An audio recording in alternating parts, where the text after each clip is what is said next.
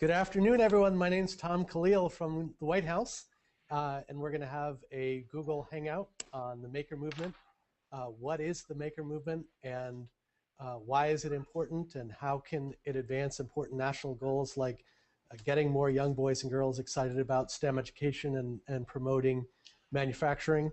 And we're going to kick things off by having the participants briefly introduce themselves and talk about their connection to the maker movement. And we're going to start with Tara. Tara. Hello, live from rainy Costa Rica. I'm the co-founder and director of LA Makerspace in what I think is sunny Los Angeles, California. Great. And super awesome Sylvia is next. Hello, my name is Sylvia. I make a web show on YouTube on how to make stuff, and this is my dad, James. Hi. And Saul Griffith. Hi, Saul Griffith, founder of Other Lab, an engineering and science firm in not quite as sunny San Francisco, California. Great. And Prasad. I'm Venkatesh Prasad with Ford Motor Company. I'm based normally in two places, Dearborn, Michigan and Palo Alto, California, and I've been part of trying to get cars to open up. Great. And Dale Doherty. Yes, hi, I'm Dale Doherty, and I'm in San Francisco today, but from Sebastopol, California. I'm founder of Make Magazine and Maker Faire. Hi, Dale. Okay. Hi, Prasad.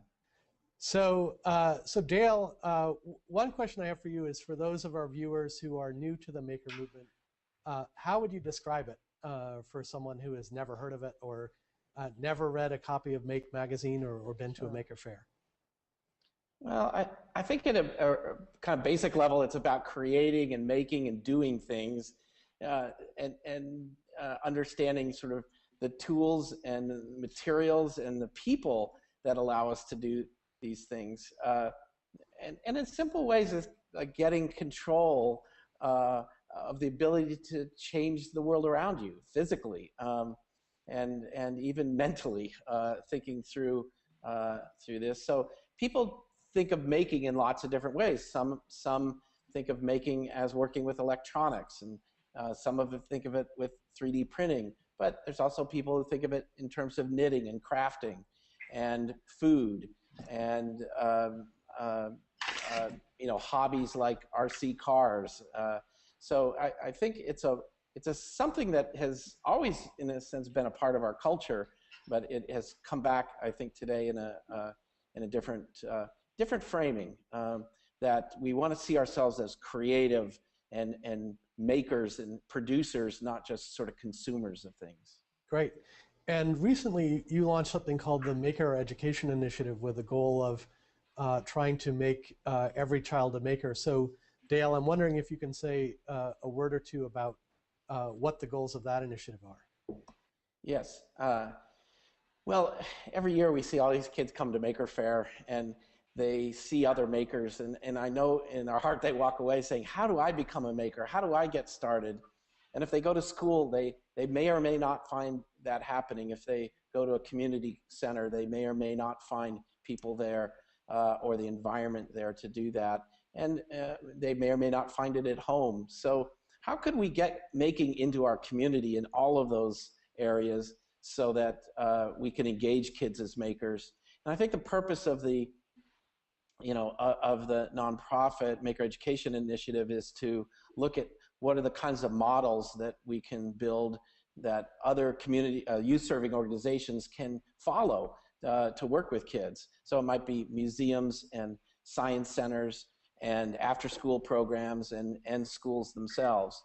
I think one of the things we are launching this summer is Maker Core, which is training young people, young makers, to work with kids in their own communities. And there's over 35 host sites in the country that will host young makers and bring in makers from young people from the community to learn how to make. Great. So Prasad, recently Ford created a partnership with an organization called TechShop. I'm wondering if you can tell me a little bit about that partnership and why Ford decided to do that, and what are some of the things that are coming out of that partnership? Yeah, I think it's really nice to really have Saul here and Dale here, and really many of us have been to, and Dale's the creator of Maker Faire, as all of us know. It was at Maker Faire that we ran into Jim Newton, who had seeded the growth of TechShop and founded it, and Mark Hatch, who runs the operations and is the CEO. But we were really looking at saying what was the best way by which we could provide our employees within sort of the large organizational structure that we have, a way of having fun, a way of doing things that perhaps may not be part of their normal jobs in an approved sort of process sense, but might be a way to get them some mental exercise and maybe even some exercise in a physical sense of using their hands and doing and building things. And so we were sort of thinking through this, but it so happened that that year, 2010, we were at Maker Faire with a hacked and modified car. Dale, you might remember that. And as we were there, we ran into Mark and Jim, and we decided that it might be a really good way to bring our sort of processes and capabilities together. They were sort of an interesting complementary offerings. And while I was thinking about that, I went back to Dearborn, and my colleague there, who runs all of Ford's intellectual property business, normally his job is to lock down things and protect them, but he was thinking outside in and saying, well, how can we actually get tools and processes from the outside to really be working with employees as a way of, more or less along the same lines that I've been thinking about getting employees to sort of build things on their own and open up, and that's how it came to be. And he was trying to reach TechShop because he'd read about the TechShop in the New York Times. There'd been a pretty nice article on TechShop, and then we connected and reached out to Jim Newton and Mark Hatch, and then we decided to sort of make this. Obviously, this is fun; it's great to do, but it has to be cast in an affordable and a sustainable sort of business framework.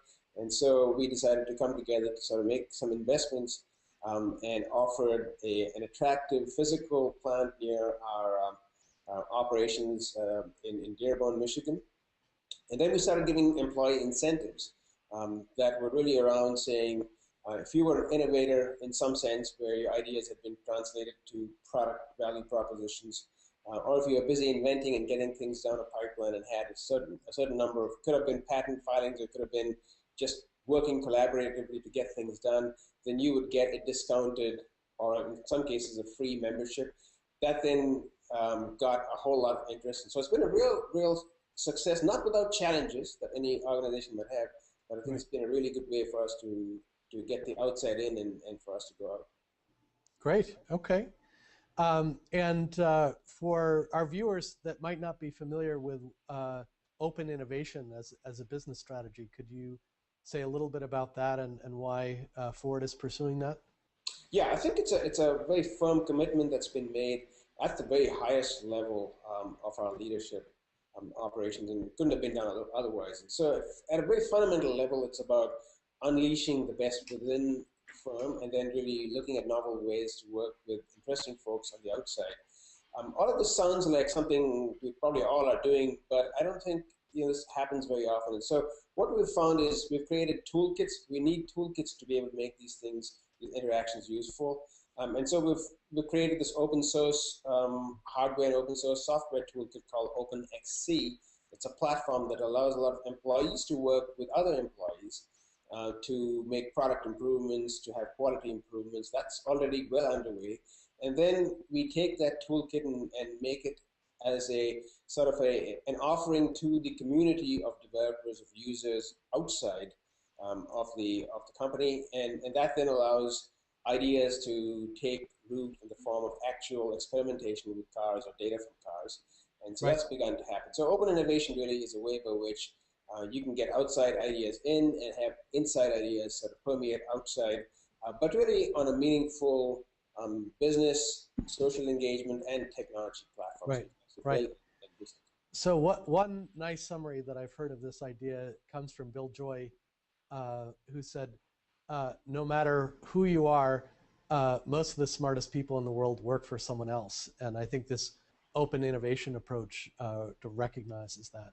Tom, there's actually a follow-up to Bill Joyce's great statement, and that is the challenge is you don't know where those somebody else are, where they are, who they are. Right. Right. So Saul, tell us what are some of the things that you're working on at Other Lab, and tell us what Other Lab is. So Other Lab is an independent R&D house. So we develop new technologies. At the moment, we are enjoying developing low-cost CNC machines to hopefully propel the maker movement by enabling more people to have access to computer-controlled tools. We also work in interesting aspects of robotics and solar energy. Great. And what are some of the tools that you're working on that could democratize making? You know, if you think about one of the reasons that we've seen so much innovation in internet and software is that the barriers to entry are really low. So you can have a small team living on ramen noodles for a couple months, and for a very low amount of money, they can, you know, develop a new smartphone application or a new online service. Do you see similar opportunities in the area of actually making stuff as opposed to digital innovation? Absolutely, and maybe to contextualize that, you know, I think historically we've had a few maker movements in history before. We had sort of the crafts revival of the turn of the last century, driven by William Morris, and then I think Tom Wolfe wrote the fabulous essay "Tangerine-Colored Cornflake Baby," and we had the whole hot rodding culture of the 1950s, which still influences Detroit and the automotive industry today, and that was a maker-led movement. Very democratic, that hot rodding of cars. So I do think we're having a nice new maker movement now, and I think it's interesting thing. So what is different now, and how do we make more of those good different things happen? And the real difference is connectivity and the internet and the sharing of ideas more easily. And I think the really unique aspect is because we now have much cheaper computer-controlled machine tools, you can send people the descriptions for three-dimensional objects and have them made in other locations. So we've really sped up the speed at which we can share ideas and share physical objects. The 3D printing revolution, which is getting a lot of very well-deserved press, is sort of the lead of that. But really what's underlying it all is the incredible drop in cost in the past 5 years of using a computer to control a machine. So it used to be $1,000 to $2,000 for the hardware to drive a CNC machine. It's now $50 or $100. And the beautiful thing about this is we're going to see a whole flowering of CNC machines that are cheap enough for schools, for parents to afford. And so you'll be able to have kids in New York collaborating with kids in LA, building objects and replicating each other's objects and mashing up their objects. So we'll see something happening with physical objects that we saw happen with music in the 1990s in terms of mixing and mashing up. I think that's hugely exciting. Just, you know, the other technologies that are coming online that I think really influence this are just much better software. So finally, 3D software tools are getting a lot of attention. Autodesk is doing a great job of leading a lot of that work. We do some of that work here at Other Lab. There's, you know, in your internet browser, you can now design electronic circuits at circuits.io or upverter.com. They're fabulously democratizing design tools for this movement. There's much better collaboration and sharing tools like Instructables.com and even in the knitting space, places like Ravelry.com. So sharing your ideas and tools is a really big thing. And then definitely two important pieces of new technology that are influencing this are the marketplaces, so the Etsy's and the Pinocchos and the Shapeways that help people, once they've made things, sell them and actually build real businesses. And then the crowdfunding sites like Indiegogo and Kickstarter are a fabulous technology. Those last two are social technologies, but they're really, in some respects, the fuel, the social fuel for this movement. So there's a lot of exciting things happening in the space, and I think it's a wonderful, exciting time to get involved. Great. And what are a couple of examples of things, manufactured goods that have primarily moved offshore that we might have the ability to start making again in the United States? There's no reason to believe we can't bring back a lot of furniture making, a lot of clothing. Pretty much everything is back in sight of being possible to be made in America, and it will be through a lot of automation. So lower cost robotics, the type of things that Rodney Brooks is doing with Heartland Robotics, and cheaper robots and cheaper CNC means we're going to be able to automate a lot of processes and low-cost labor that we sent offshore in the past 20 years. I think that's very exciting. So I can imagine we will see a lot of bespoke and small-scale local furniture companies, bicycle manufacturers, even automotive companies like Local Motors that are able, through this type of automation, to sort of meet Asia where it is in terms of labor cost. Great. All right. Super awesome, Sylvia. You already have a lot of new fans in the White House. Can you tell us about your TV show and what are some of your favorite projects? Well, I make a web show on YouTube, and I show people how to make stuff, simple as no heat lava lamps and to rockets. I think my favorite project... And Arduino. Oh, and Arduino. And my favorite project right now is the watercolor bot, which is painting over there. Yes. It has its own Hangout video stream where it's currently painting the White House logo. Oh, that's great. That's a fun little project that, how long have you been working on that? About 3 weeks. 3 weeks I've been working on it, and I've put a lot of hard work and effort into it with help of a business called EMSL, EvilMab Science Laboratories. They helped me a lot. They had a lot of tools that I could use, which I don't have here. That's great. And what's the favorite message that you've gotten from one of your fans about a project that they're working on, or just something they told you? Well, here's the quote. This little family from Sweden says, "Thank you, super awesome Sylvia and super mysterious dad." Here in Sweden, Ella, Liam, and I really like your maker show. You know so much, and we're learning a lot from you. Thank you, super awesome Sylvia and super mysterious dad. That's great. And we get emails like that all the time from all over the world about people who feel strongly about this. Having so she started when she was 8, and now she's 11, and we've been just keep doing it. Although we haven't been making as many shows lately, we've been going to places and visiting maker fairs all over the country, and really getting to actually meet with people. Great. I do get a lot more like messages from fans outside of the web, like Maker Faire, and like kids say, "Oh, it's Sylvia, hi!" and they're all excited. That's great. And Sylvia, how did you first get interested in this? Well, I got interested into making and into the maker movement when I went to Maker Faire. I got very inspired, and there was a lot of amazing, cool things, and so did my dad. He thought this is really cool, and he'd like me and my siblings to get into it. I saw Maker Faire back at the very first one back in 2006, and I walked around with my then 5-year-old Sylvia, and I said, I have no excuse. I can't be the dad that doesn't get into this. I don't want my kids left behind. I don't want them to be swept away by me not giving excuses. So I wanted to be kind of a dad that wanted to help out. So I introduced them to it, and then she kind of grabbed onto it and didn't want to let go. That's great. Okay. That is great. Well, Tara, you've been working in LA to make more makers. So tell me what motivated you to create a family-friendly makerspace, and what are you and your colleagues doing to create that? Well, it was a few different things. When I first moved to LA, I really wanted to connect with other women that were into tech like myself. And then after I had my son, expanded into kids.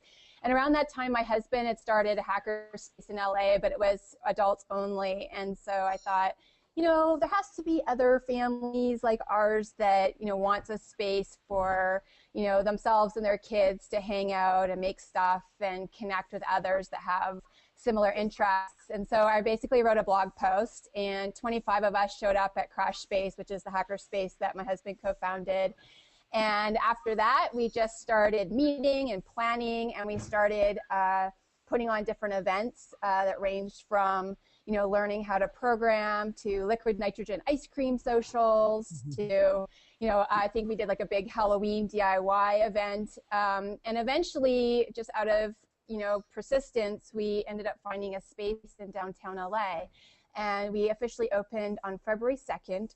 We had a robot party, and a couple hundred people showed up. And we actually started it all through a Kickstarter. That was where we got our initial seed funding so that we could purchase a few things, including, laser cutter and 3D printer.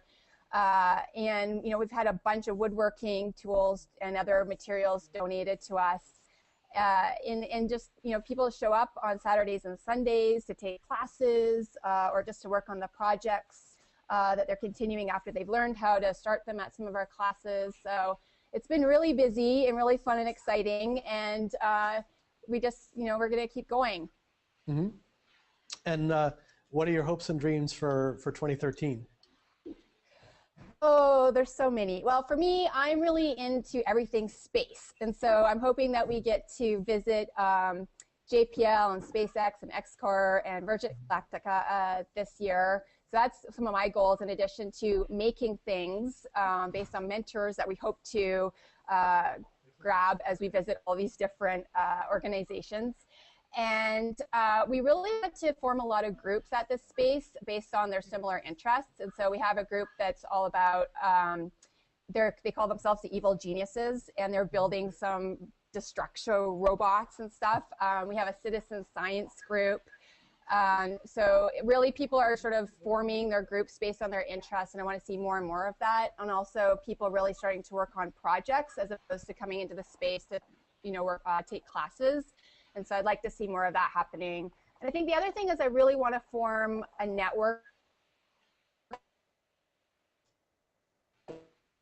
Really been informal to date with museums and libraries, schools. And so I'd like to see that formalized more so we can share resources. That's great. Your comment about SpaceX reminds me of something else that I'm working on, which is the whole idea of grand challenges, which are these really ambitious goals like sequencing the human genome, and a bunch of companies are thinking about these as well. So Qualcomm is supporting a large incentive prize for a tricorder, so a mobile device that could diagnose 10 diseases, and Google's working on a self-driving car that could reduce traffic fatalities by at least 50%, which grows out of an earlier DARPA grand challenge.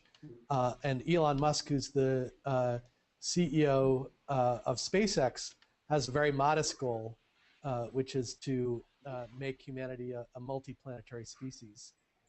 And as he puts it, I want to die on Mars, but not on impact. So, I think one of the things that the maker movement can do is, as Dale said, encourage people to think about the dent that they want to make in the universe. Yeah. Hey, Tom, Yeah. One of the things that, if I might jump in, is that I think Tara represents is just how much of the activity in the maker movement is self-organizing groups of people coming together, figuring out there's a need and an opportunity to create a space, maker spaces, hacker spaces, and even things like school clubs and after-school programs. So much of it is just an individual taking initiative to do this. And kind of like what Tara said, I think there's an opportunity that we're all looking at is how do we connect all these individual initiatives together so people are learning from each other. And in effect, they know they're not alone doing this and multiply its impact. But it's a lot of the maker fairs are organized by a person in that community getting out there and saying, I can find the makers, I can get a space, and we can have this event, and the spaces are happening in the same way. So it is part of the DIY ethic of I think the whole movement of just you can do it, and I think it's a wonderful part. That's great. And Dale, I know you've been doing some work to try to create some kind of organizing guides for different communities that are thinking about creating, a mini maker fair or something like that in their community. Yeah. Well, we came up with the idea of one of the ways to help spread this around initially when we realized we couldn't organize all the maker fairs that wanted to happen, that we came up with the idea of playbooks. So what did we know about making that we could share, making a maker fair that we could share with other people?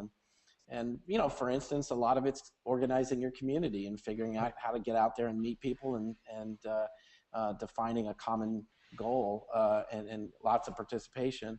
But we've also done that with young makers as a small club model. We wrote a playbook for that on youngmakers.org, and then on makerspace.com there's a playbook for starting a makerspace in sort of like a school and a library.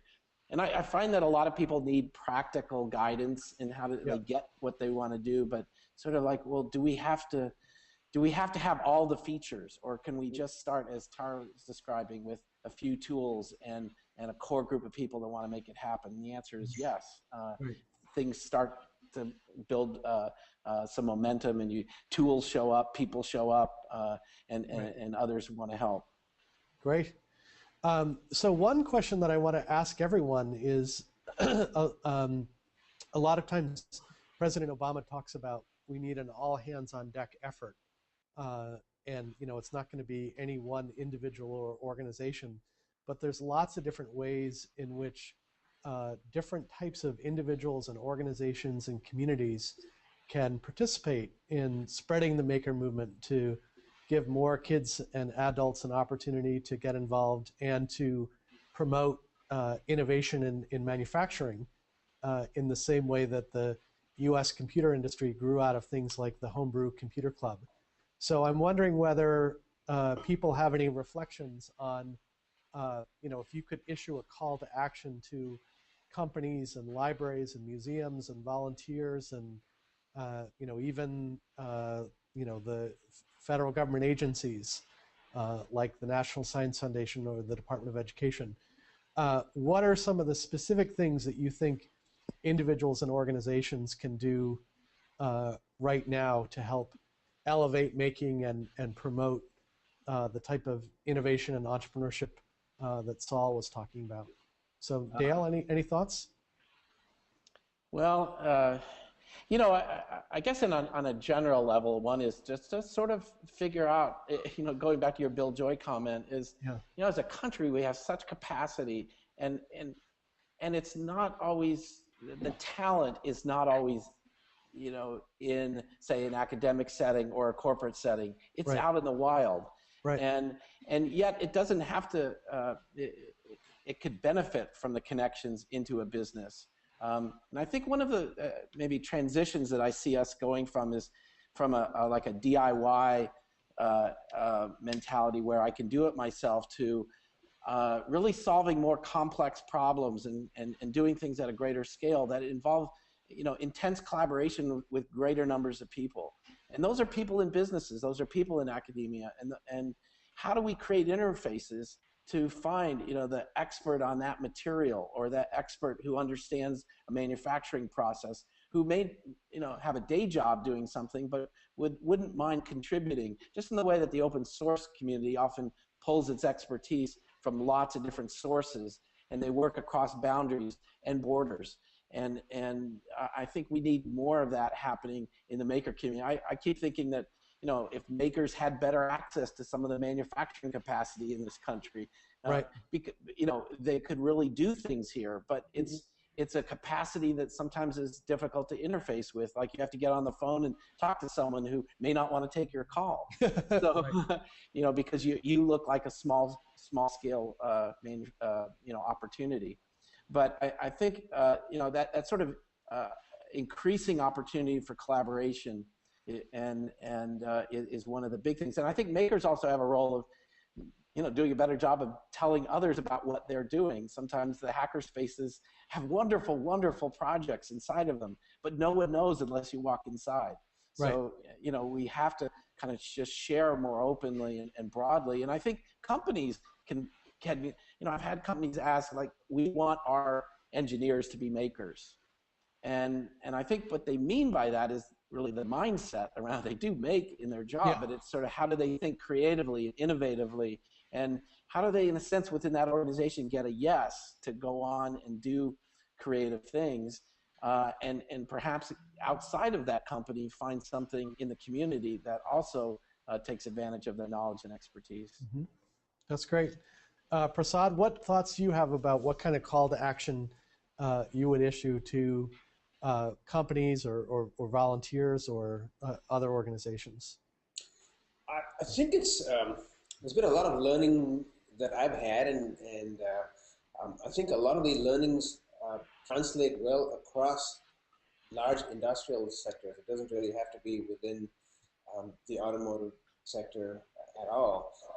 Really what I represent is the unleashing through relevant open source technologies, whether it's software or hardware or some combination, or it's just even open access, to otherwise highly locked down sort of institutions and products and services. So the real call is identify within your business, what makes sense to create attractive platforms so you can really get the makers, the third-party developers to come and add value to your platform. Your platform has to be interesting, and the barriers to innovating on your platform has to be really low. And then you start discovering the 3D printer user operator down the street who might then modify your product. You might then find someone who adds a new sort of electronic or software-enabled service to that product. And it could be in really across all sectors. Right. So in the same way that, we have all these third-party developers creating apps for smartphones, you could see that happening in traditional industrial sectors like cars. So cars could become a platform. Right, and it's not just apps in the software sense. I like to use the word apps in the hardware applications. Right. Great. Saul, what do you think we need to do next as a country to make the most of these new opportunities that you were talking about, from low-cost CNC machine tools to the internet as a platform for distributing know-how and CAD files to crowdfunding and all the other cool things that you're working on? I love your question. You're going to have to stop me probably some midway through all of the wonderful things we could do. I think I'd like to emphasize here what I believe is at the core, what is addictive about making, is that it really expresses that every one of us has the capacity to design and build a better world locally around us and globally. So it's not a passive type of consumerism that we've had for quite a long time globally. It's like everyone can be engaged and build a better world, and that's a fabulous thing that we can use to hang a lot on. So in terms of the opportunities, I think are enormous in education. If you think about the last 200 years of education, pretty much all education materials you get are two-dimensional. They come through a book or they come through a blackboard or a whiteboard. The opportunity of making and of all of these three-dimensional things that we can build and design together, including circuit boards, these multi-dimensional things, those can be fabulous education experiences. And these physical objects can be the Trojan horses by which we can deliver much more engaging science, technology, engineering, math, and art and cultural education. And so I think, specifically with Department of Education and NSF, there's a fabulous opportunity for both of those organizations and then all of the school boards across the country to engage with this movement and these passionate people in creating these three-dimensional educational experiences. And it really means that we can create an entire new kind of curriculum materials that will engage a lot more students more broadly. I think that's fantastic. I personally think as wonderful as the maker movement is, we're rebuilding a lot of wheels. And that's not the maker movement's fault. I think there's a great opportunity to open up journal access to a huge body of scientific and engineering knowledge that's really locked behind the, people call it the paywall of science. So unless you have an academic library account, you can't look at all of the history of all of the mechanical engineering designs and biology, the cutting edge of science and engineering. I think that the capacity of makers to play and engage and contribute at the cutting edge is enormous. And it would be wonderful to get more movements that look like the Public Library of Science, a sort of open journal that's free to the public. And we should have those something like the Public Library of Engineering equivalent, so that we can have makers working at the cutting edge. I think that would be fabulous. A problem I don't know how to solve, maybe this is a White House level problem, is I think the litigious culture in this country and indeed globally now, where we're scared of being sued for this or that or the other, is a bit of an impediment. So anyone who opens a makerspace has to worry about the liability of their table saw or their bandsaw. And those are non-trivial barriers, and they're expensive barriers, and they can sort of provide psychological barriers to people joining and engaging. So how do we, what I think I've heard ideas bandied around where you should be allowed to get your own passport for danger. So if you want, you wave anyone around to your responsibility for yourself, so that you can engage with these tools. Something like that would be fabulous. We'd like to have those at Maker Faire. Yeah. And please solve that problem. there you go.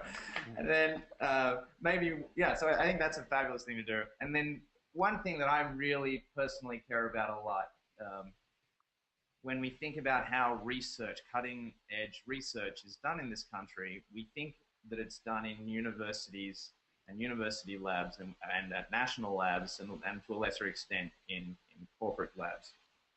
Realistically, that model for how the cutting edge research and development in the country happens is really an artifact of post-Second World War and the success of the Manhattan Project. So we then we locked ourselves in, and the National Science Foundation, the National Institute of Health, the DoD, all of the agencies that fund research really find it difficult to fund cutting edge research outside of those institutions.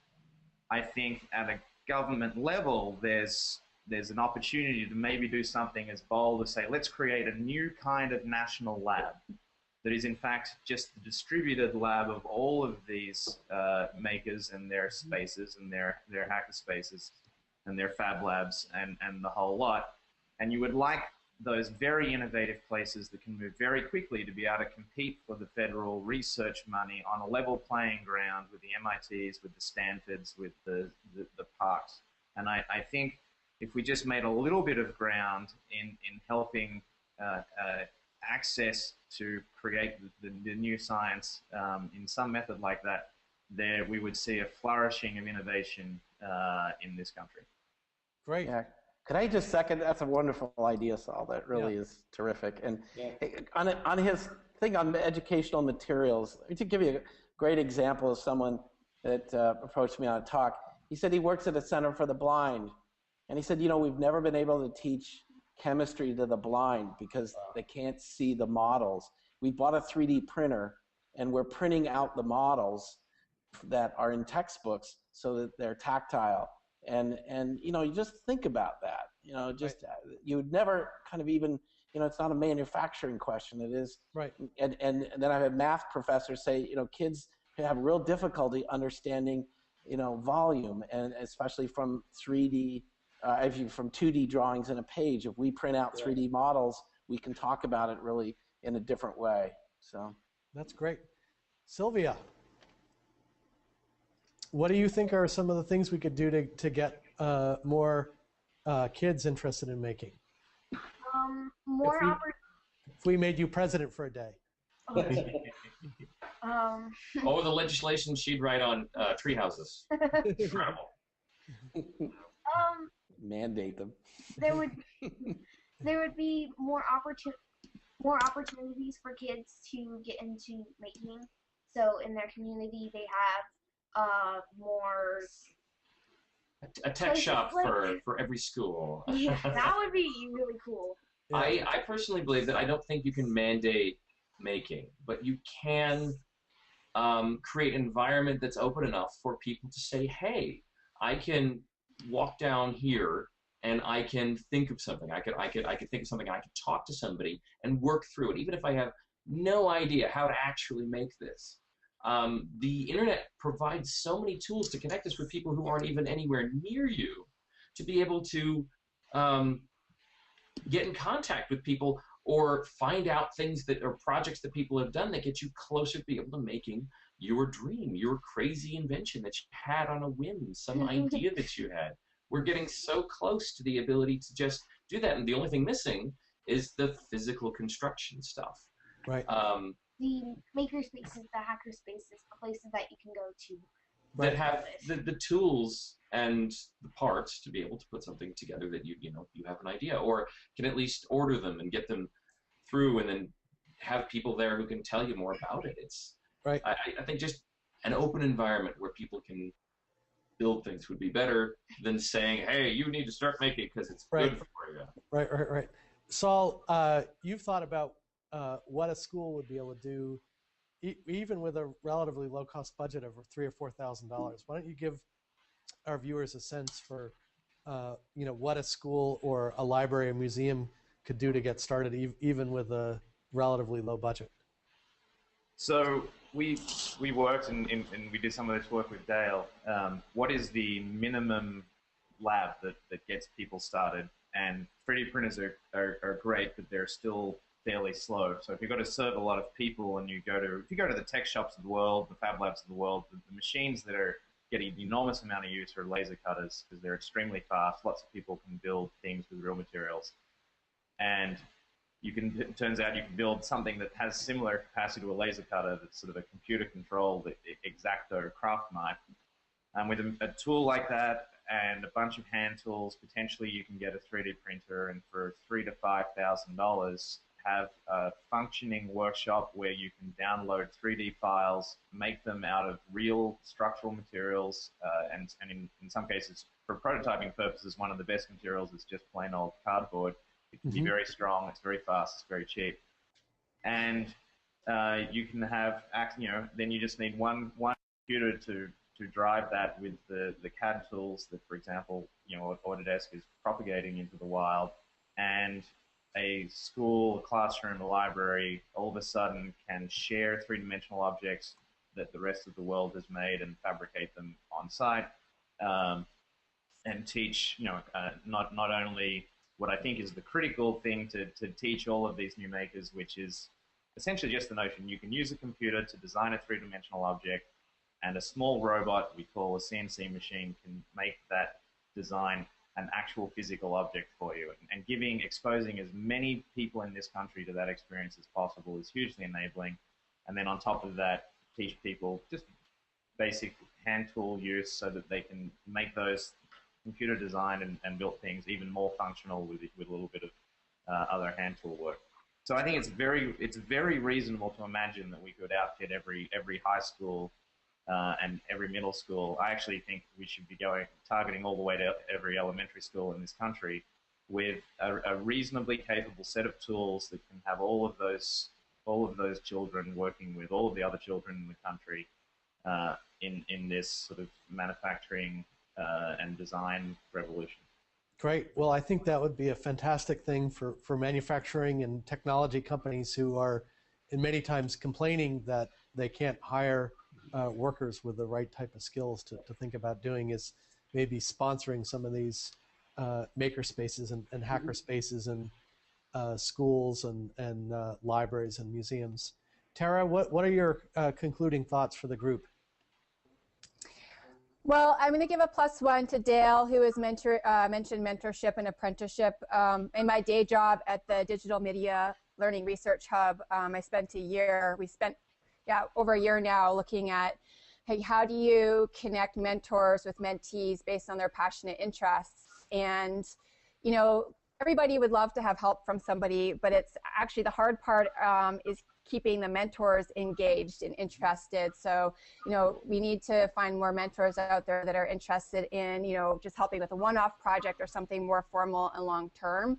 And that's where we can go out to the public and private sectors and really, look for folks that maybe aren't identifying themselves as mentors right now. We help them with that, help guide them through how to be a really good mentor. So we really need to see more of that happen. I also want to give a shout out to libraries. I actually get more librarians coming into the maker space trying to figure out how to open a space at their libraries than anyone else. It's really exciting. Same for museums. they're doing, in LA, I'm seeing a lot of this, and I know it's happening around the country, and I really think we should put a lot of focus on that, as I think they're great spaces. I have a lot of teachers that actually come through the makerspace, but they're from private schools as opposed to public. So, I'd like to see us not lose our shop classes. Yeah. That's a big thing for me. I wrote about that a while ago, and I'm still I love the work Dale's doing. How do we keep our shop classes and not use them for storage rooms? Also, I really, again, to what Sylvia's doing and with her dad's support, how do we help parents support parents to really, sort of showcase maybe if their kids are interested in the work that they're doing. I meet lots of kids all the time that are doing really interesting projects and they would love to share, and we're seeing more platforms out there that are allowing that to happen. But parents are a little bit nervous. So how do we mentor them and the kids in, this is the internet, this is what happens, how can we support them in feeling comfortable sharing? Great. So yeah, I think that those are, things that I think about all the time at the makerspace and in my day job. Great. Well, I want to tell you how fun this has been. This has been a blast hanging out with all of you. I've got a couple of action items from this Google Hangout for me to explore. But before we wrap up, Sylvia, it looks like you've been making progress on your project. So why don't you tell us about it? Over. Oh, right. Well, Yes. there. We painted the logo. There you go. There's the spiral version, and then here's the horizontal version we did before. And here is a Mona Lisa. picture of the Mona Lisa. Sylvia, if you want an internship, let me know. Sylvia wants to go to MIT, so Saul, maybe you can help her with that as well. It's been big on her list since she was 8, so. Yeah, but Sylvia, you're going to be a fellow down at the LA Makerspace first, right? All right, lots of people vying for your affection. Well, again, thank you all for taking time out of your busy schedule. Thank you. And look forward to continuing the conversation with other Google Hangouts on this and other topics. So thank you. Thank you. Thank you. Have a great day, everybody.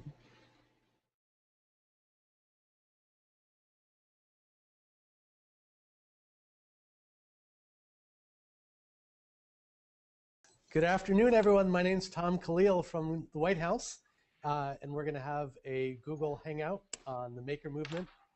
What is the maker movement, and why is it important, and how can it advance important national goals like getting more young boys and girls excited about STEM education and promoting manufacturing. And we're going to kick things off by having the participants briefly introduce themselves and talk about their connection to the maker movement. And we're going to start with Tara. Tara. Hello, live from Rainy, Costa Rica. I'm the co-founder and director of LA Makerspace in what I think is sunny Los Angeles, California. Great. And super awesome Sylvia is next. Hello, my name is Sylvia. I make a web show on YouTube on how to make stuff, and this is my dad, James. Hi. And Saul Griffith. Hi, Saul Griffith, founder of Other Lab, an engineering and science firm in not quite as sunny San Francisco, California. Great. And Prasad. I'm Venkatesh Prasad with Ford Motor Company. I'm based normally in two places, Dearborn, Michigan, and Palo Alto, California. Nonprofit Maker Education Initiative is to look at what are the kinds of models that we can build that other community youth-serving organizations can follow to work with kids. So it might be museums and science centers and after-school programs and schools themselves. I think one of the things we are launching this summer is Maker Core, which is training young people, young makers, to work with kids in their own communities. And there's over 35 host sites in the country that will host young makers and bring in makers from young people from the community to learn how to make. Great. So Prasad, recently Ford created a partnership with an organization called TechShop I'm wondering if you can tell me a little bit about that partnership and why Ford decided to do that, and what are some of the things that are coming out of that partnership? Yeah, I think it's really nice to really have Saul here and Dale here, and really many of us have been to, and Dale's the creator of Maker Faire, as all of us know. It was at Maker Faire that we ran into Jim Newton, who had seeded the growth of TechShop and founded it, and Mark Hatch, who runs the operations and the CEO. But we were really looking at saying what was the best way by which we could provide our employees within sort of the large organizational structure that we have, a way of having fun, a way of doing things that perhaps may not be part of their normal jobs in an approved sort of process sense, but might be a way to get them some mental exercise and maybe even some exercise in a physical sense of using their hands and doing and building things. And so we were sort of thinking through this, but it so happened that year, 2010, we were at Maker Faire with a hacked and modified car. Dale, you might remember that. And as we were there, we ran into Mark and Jim, and we decided that it might be a really good way to bring our sort of processes and capabilities together. They were sort of an interesting complementary offerings. And while I was thinking about that, I went back to Dearborn, and my colleague there, who runs all of Ford's intellectual property business, normally his job is to lock down things and protect them, but he was thinking and been part of trying to get cars to open up. Great. And Dale Doherty. Yes, hi, I'm Dale Doherty, and I'm in San Francisco today, but from Sebastopol, California. I'm founder of Make Magazine and Maker Faire. Hi, Dale. Okay. Hi. So Dale, one question I have for you is, for those of our viewers who are new to the Maker movement, how would you describe it for someone who has never heard of it or never read a copy of Make Magazine or been to a Maker Faire? Well, I think at a kind of basic level, it's about creating and making and doing things, and understanding sort of the tools and the materials and the people that allow us to do these things. And in simple ways, it's like getting control of the ability to change the world around you physically, and even mentally, thinking through this. So people think of making in lots of different ways. Some think of making as working with electronics, and some of them think of it with 3D printing. But there's also people who think of it in terms of knitting and crafting, and food, and hobbies like RC cars. So I think it's something that has always, in a sense, been a part of our culture, but it has come back, I think, today in a different framing, that we want to see ourselves as creative and makers and producers, not just sort of consumers of things. Great. And recently you launched something called the Maker Education Initiative with the goal of trying to make every child a maker. So Dale, I'm wondering if you can say a word or two about what the goals of that initiative are. Yes. Well, every year we see all these kids come to Maker Faire, and they see other makers, and I know in our heart they walk away saying, how do I become a maker? How do I get started? And if they go to school, they may or may not find that happening. If they go to a community center, they may or may not find people there or the environment there to do that. And they may or may not find it at home. So how could we get making into our community in all of those areas so that we can engage kids as makers? And I think the purpose of the